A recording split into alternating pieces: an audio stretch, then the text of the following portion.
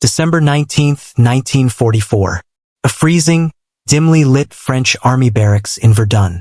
The most powerful generals in the Allied command sat around a long wooden table, and not a single one of them looked confident. 3 days earlier, something had happened that Allied intelligence said was impossible.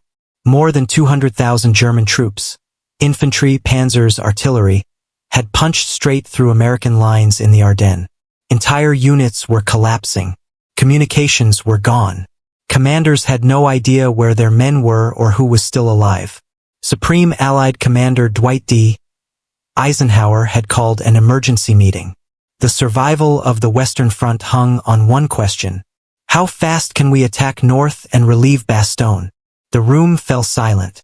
Generals stared down at their maps. Snow-choked roads, shattered supply lines, distances too long, weather too brutal. Every calculation came back to the same answer: not fast enough. Then a voice broke the silence. Loud, confident, and completely shocking. I can attack with 2 divisions in 48 hours. It was General George S. Patton. Several officers almost laughed. Others simply stared in disbelief. Moving 1 division that fast in winter was outrageous. Moving 2, disengaging an entire army, rotating it 90 degrees, and launching a coordinated counterattack? In 48 hours? Impossible. But Patton wasn't bluffing. He wasn't grandstanding.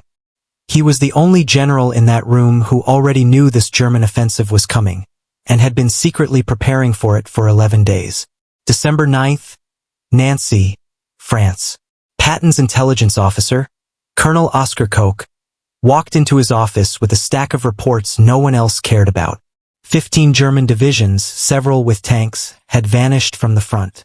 Radio traffic was spiking. Civilians near German territory reported unusual movement. Prisoners mentioned new units arriving. Koch laid his maps across Patton's desk and said bluntly, "General, the Germans are preparing a major attack, and it's coming through the Ardennes." Most commanders dismissed this possibility as fantasy. The Ardennes was considered the least likely place for any major offensive. But Patton didn't rely on hope or assumptions. He trusted evidence, trusted Koch, and made a decision almost no one else would have had the nerve to make. Prepare for a massive German counteroffensive before it happens. From that moment, Patton and his staff began building the most important contingency plans of the entire Western Front. Plans that would soon change the fate of the Battle of the Bulge, and maybe the entire war. Koch's warning wasn't guesswork. It was a pattern, one he had been tracking for weeks while other Allied intelligence centers insisted Germany was finished. But Koch saw something they didn't. German units weren't retreating in chaos. They were moving with purpose. They were disappearing from quiet sectors, slipping into the forests, traveling only at night. Entire divisions didn't just vanish. They were being positioned. Patton studied the maps spread across his desk. The Ardennes, thinly defended, heavily wooded, riddled with narrow roads, was the last place Allied leadership expected an attack. That's exactly why it was the perfect target. And Koch reminded him of a chilling precedent. In 1940, the Germans had used the same forest to break France in 6 weeks. If they had done it once, they could try again. Patton didn't argue. He didn't stall. He didn't ask for more proof. He simply picked up the phone and called his superior, General Omar Bradley. Bradley listened politely, then dismissed the warning. So did SHAEF headquarters. Their view was simple. Germany was broken, starving, and running out of fuel. A massive winter offensive? Impossible. Patton hung up the phone slowly. He looked at Koch and made a decision that separated him from every other general in Europe. Start planning. And Third Army began preparing for a battle that couldn't happen. For the next 10 days, Patton's staff worked in complete secrecy. They developed 3 full contingency plans, each one organized down to the minute. Truck routes mapped. Fuel dumps moved in advance. Artillery positions pre-selected. Infantry units assigned specific roads, villages, and assembly points. Engineers prepared to manage frozen, clogged roads. Supply lines were quietly redirected north. No other American army was doing anything like this. All other commands were planning their Christmas advances into Germany. Patton alone was preparing to turn his entire army around. And his own officers thought he'd lost his mind. Third Army was fighting a major offensive in the Saar River region, progressing well, pushing the Germans back. Why would they suddenly plan for a disaster 100 miles away? Patton didn't explain. He simply told his corps commanders, "Be ready to disengage fast." They followed orders, even if they didn't understand them. Then, at 5:30 a.m. on December 16th, the world changed. German artillery erupted across an 80-mile front. Thousands of shells slammed into American positions. Communication lines died instantly. Massive armored formations and shock infantry surged forward through blizzards and tree-choked roads. The Battle of the Bulge had begun. Every American headquarters within range erupted in panic. Reports were confused, contradictory, incomplete. No one understood the scale of what was happening. No one, except Patton. He received the first fragmentary messages, turned to Koch, and said, "You were right. Their objective is Bastogne. We move now." While every other general spent the next 72 hours trying to figure out what the Germans were doing, Patton was already executing a plan he had prepared 11 days earlier. By December 19th, the German offensive was tearing the front apart. Entire American regiments had been swallowed whole. Commanders couldn't reach their units. Towns fell in hours. Snowstorms grounded Allied aircraft. And in the center of the chaos sat Bastogne, the critical road network the Germans needed to split the Allied armies in half. Inside that small Belgian town, the 101st Airborne Division was surrounded. Cut off. Freezing. Low on ammunition and food. If Bastogne fell, the Germans would have a clear path to the Meuse River, and beyond that, the ports of Antwerp. The entire Allied position in Western Europe could collapse. That's why Eisenhower called the emergency conference in Verdun. Every major commander in the theater arrived, exhausted, tense, and terrified of what the maps were showing. Eisenhower didn't sugarcoat anything. The situation was catastrophic. But then he said something that caught even the senior generals off guard. "This situation presents us with an opportunity, not a disaster." I knew one thing. The Germans had gambled everything. They had left their defensive lines to launch this offensive. If the Allies could pivot fast enough, they could turn the German breakthrough into a German trap. But pivoting fast enough was the problem. Every unit was in the wrong place. Roads were frozen solid. Supplies were pointed east, not north. Most divisions were fully engaged in combat. So Eisenhower asked the only question that mattered. How soon can someone attack north and relieve Bastogne? Silence. Total silence. Generals traced distances with their fingers. They calculated fuel, trucks, rations, traffic jams. 48 hours? Impossible. 72 hours? Unlikely. 96 hours? Maybe. Most assumed relief would take a week, and that would be too late. Then George Patton leaned forward. "I can attack with 2 divisions in 48 hours, 3 in 72. Some officers actually turned in their chairs, thinking they'd misheard him. Others looked at Patton like he'd lost his mind. To reposition an entire army under perfect conditions would take days. Doing it in a blizzard while disengaging from active combat was operational suicide. Eisenhower stared at Patton. "George, this is no time for grandstanding. The 101st is surrounded. If we promise relief and fail, those men die." Patton didn't blink. I've already issued the orders. My army is disengaging now. We have 3 contingency plans. We've been preparing for this attack for 11 days. The room froze. 11 days? Patton had anticipated an offensive that caught the entire Allied intelligence network by surprise. For a moment, Eisenhower didn't speak. He studied Patton's face, looking for any sign of bluff or bravado. He found none. Finally, he nodded. "All right, George, go." Patton stood up, walked out of the room, and made one phone call to his headquarters. 2 words. "Play ball."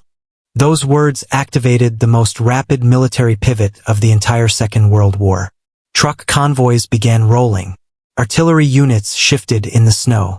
Armored divisions turned north. Fuel supply lines redirected overnight.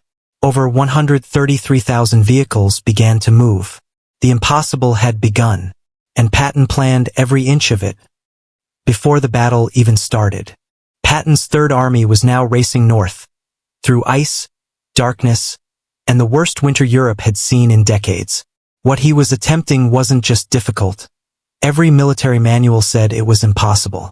To turn an entire field army 90 degrees in the middle of an active front, in winter under fire without collapsing the line, it had never been done before. But Patton didn't wait for miracles. He made them. Columns of tanks, jeeps, and artillery stretched for miles. Headlights off, engines coughing in the freezing air. Soldiers wrapped rags around their boots. Fuel trucks skidded on black ice. Radios failed in the cold. Blizzard winds blew snow sideways, burying roads faster than engineers could clear them. And yet, the Third Army moved. Drivers slept with their heads resting on steering wheels. Mechanics fixed broken treads with numb hands. Infantry marched through the night, shivering but determined. Every hour mattered. Every mile meant lives saved in Bastogne. Then came the one thing Patton couldn't control: nature. A brutal whiteout storm slammed into northern France. Visibility dropped to zero. Drifts swallowed tanks. Trucks found themselves sliding off roads into ditches. What should have been a rapid advance slowed to a crawl. By midnight, his staff officers approached him, stiff and pale from the cold. "Sir, if this storm keeps up, we might not reach Bastogne in time." Patton's answer was legendary. He didn't ask for a report. He didn't ask for new projections. He told his chaplain, "Write me a prayer. I want good weather for killing Germans." The chaplain hesitated. This wasn't exactly standard spiritual request, but he wrote it anyway. Patton read it, folded it, smiled, and said, "This'll do."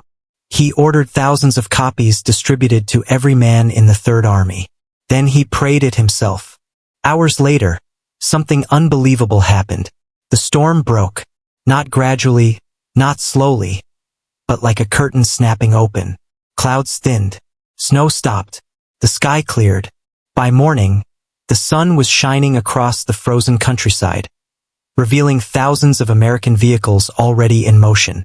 Air support roared into the sky for the first time in days. Fighters strafed German armor.